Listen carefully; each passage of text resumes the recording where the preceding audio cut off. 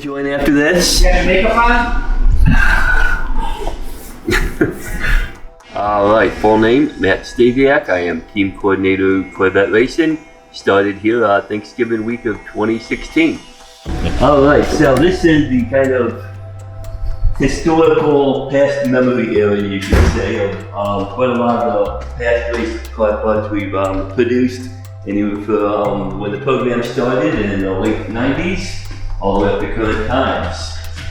So, we come up here and it is just a massive amount of parts.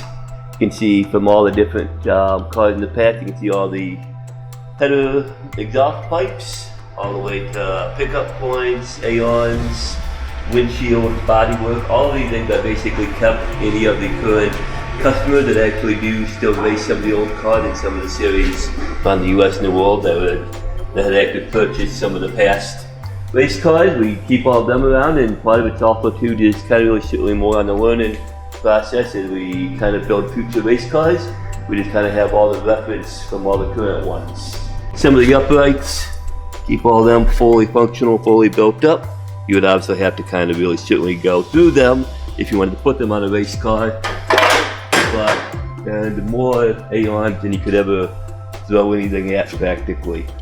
And then there's quite a lot of the carbon work parts. We just kind of really want to keep things too, because we just kind of really certainly wouldn't want to have to go back and remake them too much if we can help it. And then moving into some of the more C8R stuff, this is more some of the travel things. You can see the leftover nails from a couple of the races. And roughly how many parts, ballpark, do you think you have up here? Oh, we probably have 5,000, 6,000 parts.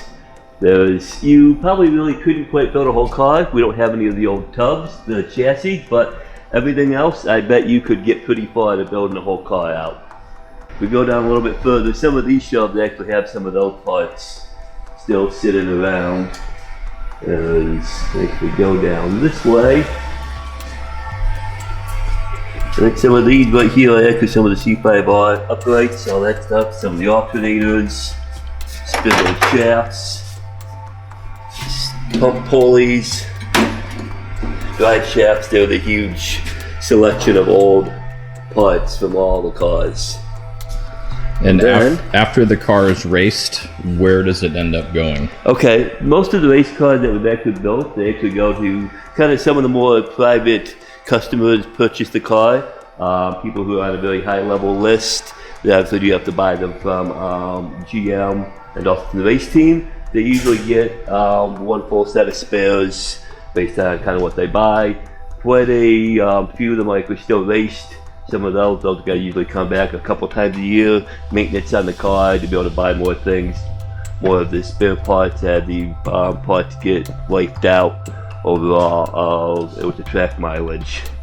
So and then this is kind of really more the current car stock area. You see just all kinds of hoses, pipes, fittings, sort of brake lines, all kinds of stuff. And then here we're moving into the C8R. This is where a lot of the current spares that we built up in this area. It looks kind of like a mess, but everybody knows that everything is pretty much at back here. You got all the way down to some of the bumper bar frames that go on the front and the back of the car. Quite a few extra body pieces ready to go if we ever need to get them all vinyled up. You can see our large stock of this is all the vinyl paper that goes on the car, with the kind of very well known Aero Corvette yellow, custom color made for the current C8R race cars. And then just more of the C8R parts, some of the subframes go on the front of the cars, mirror shells, all ready to go. These actually use some of the mirrors off the real car. You have to buy some of the internal kit motor stuff from them.